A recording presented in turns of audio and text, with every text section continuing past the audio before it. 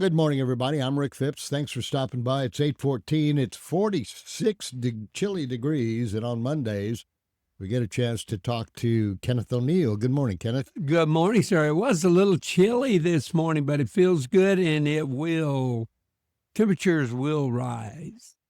Was a little chilly? Was. Hey, you know that Doobie Brothers song now? The Doobie Brothers, they were from Georgia, right? I think you're thinking of the Allman Brothers. Oh, maybe no. I don't know. I don't think they were from Georgia. Oh, okay. We might have to check that out. Okay, so it's a great week, the beginning of the week, and we're here to share the word of the week. And we have a drum roll. No, we're not going to tell them yet. Okay, I got a little intro. So we want them to write it down and use the word of the week in your thoughts and your deeds and your actions. And you might already have a quality or a desire that you want to take to the next level. So you could replace a bad habit with a good habit. So the word for this week, and I have to admit, it's been tough doing this word for me. This word is... I think it's probably tough for everyone. It is. But the word this week is commitment. Commitment. Commitment, I think everybody pretty much has a understanding, they think of what this word means. So we're going to look at a few different ways that commitment... I assumed that you were going to kind of put a little twist on it. Little twist. We really want to do that. But it's an old word that comes from the Latin, and it actually means to connect or to entrust someone. It's a promise. It's a promise that binds us together with who is the recipient of the promise. But it also is a promise to yourself. When you make a commitment, you are really making the promise to yourself. And it's more than just a decision. It's an ongoing, continuous choice. You continue to make this choice that you are committed. And when I think about this, you think about when you went into the Air Force, you made a commitment. You made a commitment. Some people made it for longer than you and I did. You were in there longer than me. But so that's a commitment. That's the kind of stuff we want to talk about, is not the promises that people make. Well, commitment had a timetable. A timetable. It had a certain time frame. And what we're talking about, though, and want to delve into, is making a commitment for a lifetime. A commitment for a lifetime. As in marriage. Marriage. I think that was the intent, is that it was lifetime. But as we were discussing earlier, there are circumstances and there are things that actually happen that maybe we didn't have all the information when we made that commitment. Exactly. So things change. Exactly. And I think that we have to be ready for that kind of stuff. And that's why I go back to always this idea of having effective conversations and ask really good questions. When I am coaching an individual, I say, hey, will you give me permission to ask you the hard questions, the difficult questions, the things that really matter in life? But I give my coachee, I said, you can ask me the difficult questions. Let's have a conversation. So we make that commitment to each other.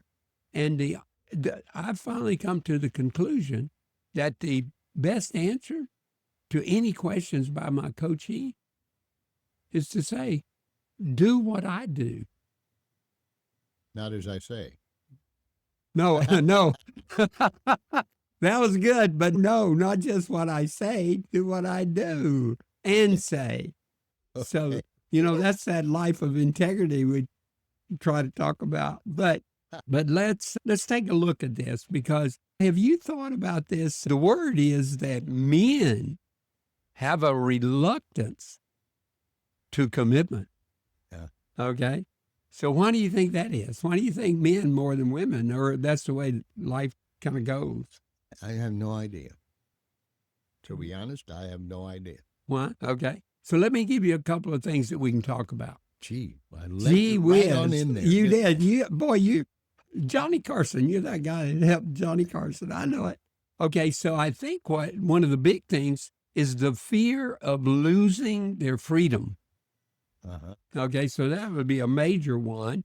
And especially in making these commitments in relationships, because a commitment, one size does not fit all. Well, that's true. So some common reasons here is on the fear. It's just the fear of being tied down to something because see, up to now, before marriage or whatever, they have been on their own, doing whatever they want to do, whenever they want to do it. And then I think that there's a certain amount of maybe some past pain in their life.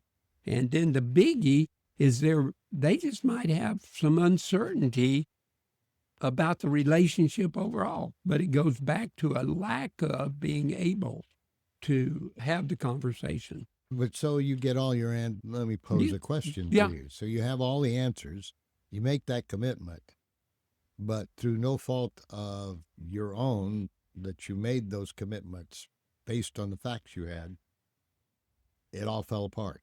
And that's a possibility. And that is definitely a possibility. 50% of the people that get married, they end up divorced. Wow.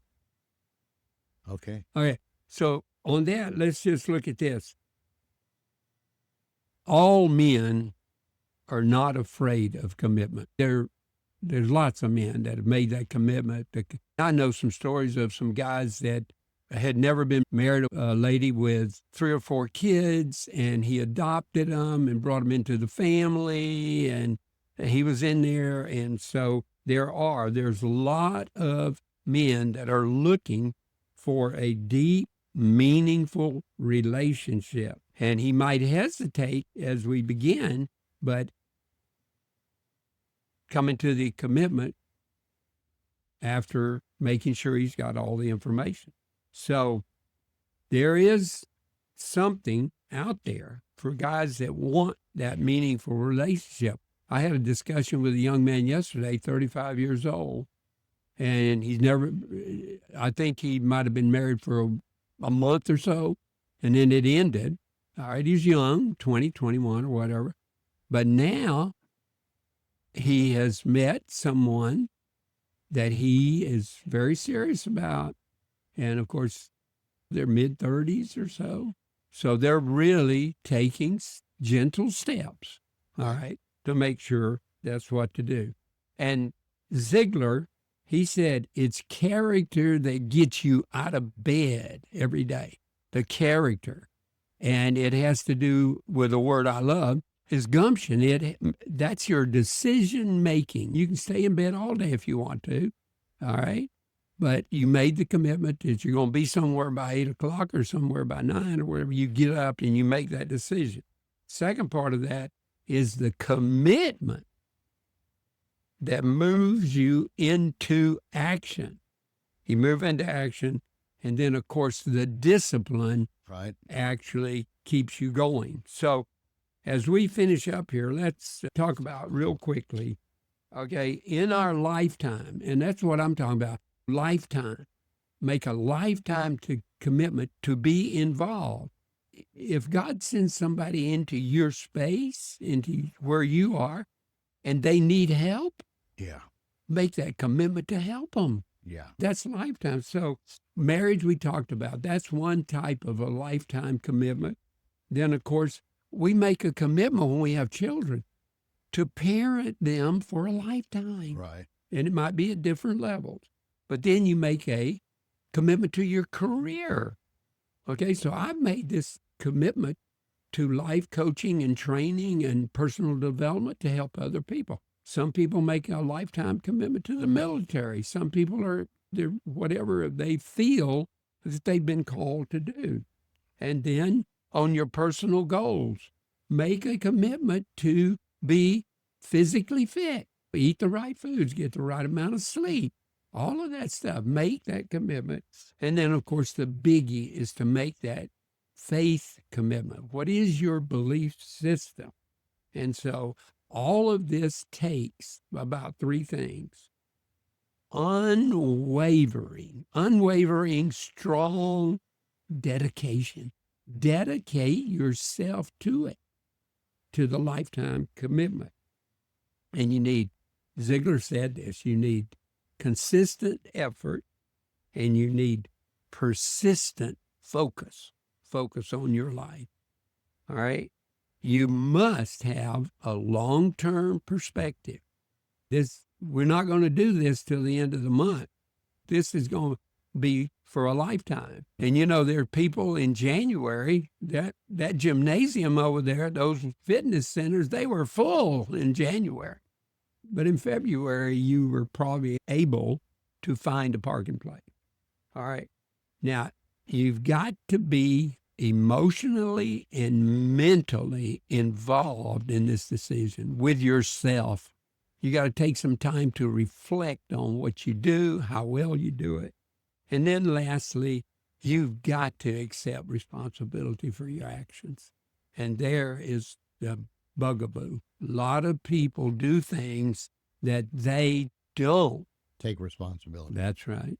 Absolutely. Words of wisdom from Kenneth O'Neal, ladies and gentlemen. If you'd like to chat with him or just go out and have a cup of coffee, you can get a hold of him by email, merger@windstream.net, or you have the telephone number. I have the phone number. It's 830-285-7010. Send me a text and we can communicate in a short term that way. We can have coffee, lunch, whatever they want to do. Love to have an effective conversation.